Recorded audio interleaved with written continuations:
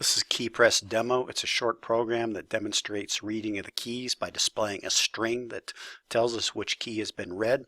Let's take a quick look at it. Nothing has been pressed yet. Now I press the space bar and the escape key. I've programmed it so it reads those two. Press the right arrow. I've programmed that in. The up arrow and a couple of the letters A and the B and then the 5. So that's all I've got it reading, but it would be easy to extend it for every character on the keyboard. Now let's take a look at it. This is basic setup, so nothing to say there.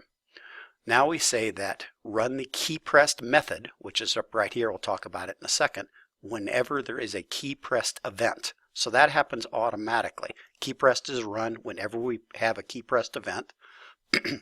Now here we define the key pressed method.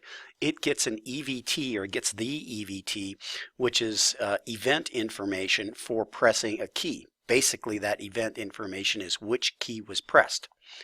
Key message is a global string that I'm going to fill up with a string representing which key has been pressed, an A or a B, etc. If in the EVT object the key indicates the A key, then key message is set to A. If in the EVT object we have a B key, then key message is set to B. If it's a 5, key message is set to 5. If it's an up, key message is set to up. If it's a right, key message is set to right arrow. If it's a space, and if it's an escape key. And of course all I have to do is add more elif statements in here to program in all the other keys. I just didn't bother putting them all in because it just is redundant code basically. Wouldn't teach us anything additional. If we don't put in an A, a B, a 5, an up, or a right, or a space, or an escape, then I'm going to have a default. The key message becomes some other key. So again, whenever we have a key pressed event, we run the key pressed method. The key pressed method sets the string to correspond to the key that we want. Now let's look at how we use that. We start out with key message being nothing pressed yet, and then we put that on the screen with these two statements.